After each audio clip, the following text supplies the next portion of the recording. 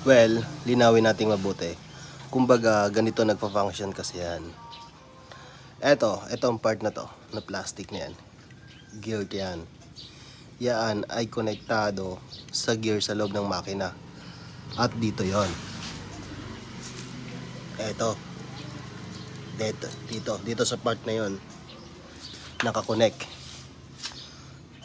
Ngayon naman, itong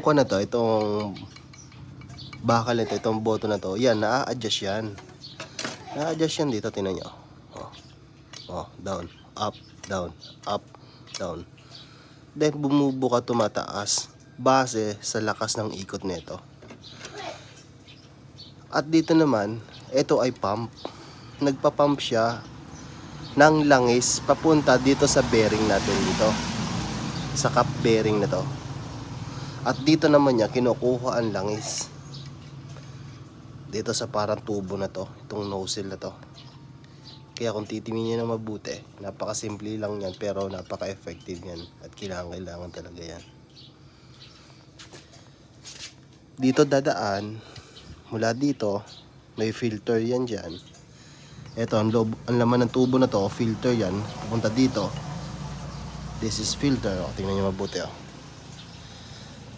Filter, ipapump ng pump, papunta dito, hanggang sa palabasin dito ang langis sa bearing. Guess what? Ayan ang bearing po. Tingnan nyo mabuti Itong part na to, may butas yan dyan. Kitang-kita nyo naman Ayun butas po yan. Aside of that, sa taas yan, may mga butas din yan. At dyan naman, dumadaan ang langis. Kitang-kita po yan dito, sa isang butas naman dito sa part na to. Kita nyo?